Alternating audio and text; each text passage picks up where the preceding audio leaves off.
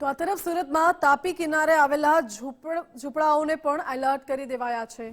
તાપીનું જળસ્તર વધતા ડક્કા ઓવારા ખાતે રહેતા લોકોનું સ્થળાંતર કરવામાં આવ્યું છે। કાચા મકાનોમાં રહેતા લોકોને સુરક્ષિત સ્થળે ખસેડવા માટેની પ્રક્રિયા હાથ ધરવામાં આવી છે। પોલીસ અને પાલિકાના અધિકારીઓ ડક્કા ઓવારા ખાતે પહોંચ્યા હતા અને તાપી નદીના જળસ્તરમાં જે સતત વધારો થઈ રહ્યો છે તેના કારણે તંત્ર પણ દોડતું થયું છે। કોઈ પણ પ્રકારની અનિચ્છનીય બનાવ ન બને તે માટે આગમચેતીના પગલાં લેવામાં આવી રહ્યા છે।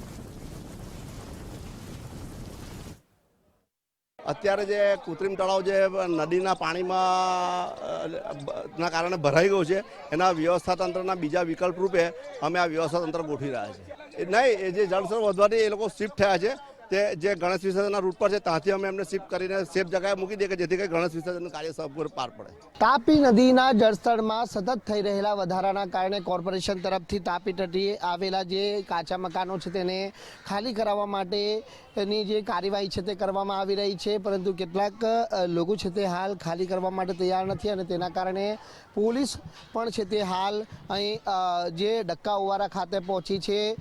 પોલીસ અધિકારીઓને મધ્યસ્થી બાદ લોકો ખાલી કરે છે કે કેમ તે એક સવાલ રહ્યો। સાહેબ, શા માટે અહીં આવવું પડ્યું? હાલ જે ડક્કા ઓવારા છે ત્યાં જે ગણેશની નાની મૂર્તિનું વિસર્જન થવાનું છે ત્યાં હાલ થોડાક પાણી આવેલા છે, એના માટે કોઈ અનિચ્છનીય બનાવ ન બને એ માટે તકેદારીના ભાગરૂપે અમે અહીંયા હાલ બંદોબસ્ત માટે ઉપસ્થિત છે। સુરત શહેરના તમામ ટ્રાફિક પોલીસો, લોકલ પોલીસો, SRPના બહારથી આવેલા જવાનો તમામ આ બાબતે તકેદારી રાખી અને બંદોબસ્ત હાલ કરી રહેલા છે। તાપી તટે કંઈક કાચા મકાનો છે તેમને પણ કંઈક સ્થળાંતર કરવા માટેની પ્રક્રિયા કરવામાં?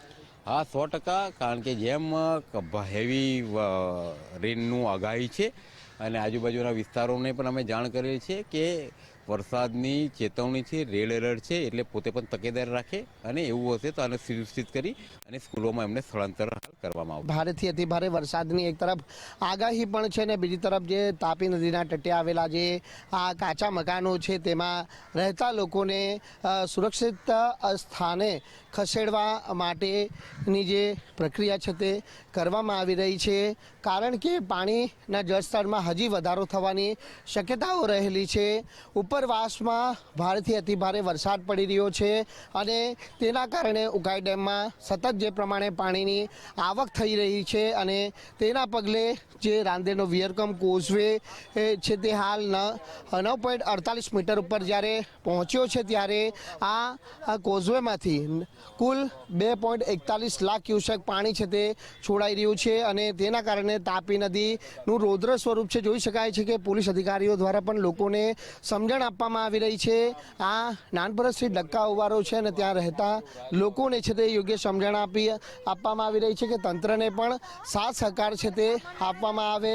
સામાન પણ છે તે લોકોનો અહીં પડ્યો છે અને એકાએક સામાન કઈ રીતે ખસેડવો તે ચિંતા લોકોને સતાવી રહી છે। જોઈ શકાય છે કે PCR વાન પણ હાલ અહીં મોજૂદ જોવા મળી રહી છે અને લોકોને એક જ અપીલ કરવામાં આવી રહી છે કે જો પાણીનું જળસ્તર ધીરે ધીરે વધી રહ્યું છે એટલે તાત્કાલિક ધોરણે આ સ્થળ લોકો છોડી દે અને તંત્ર દ્વારા જે કરાયેલી વ્યવસ્થામાં સહભાગી થાય તે માટેની અપીલ છે તે અહીં કરવામાં આવી રહી છે। એટલે એક રીતે તમામ લોકો માટે જે સ્થળાંતર કરવા માટેની જે વ્યવસ્થાઓ પણ છે તે હાલ કરવામાં આવી છે। કેમેરામેન દેવાંગ રાણા સાથે રાકેશ બ્રહ્મભટ્ટ, ગુજરાત ફર્સ્ટ, સુરત।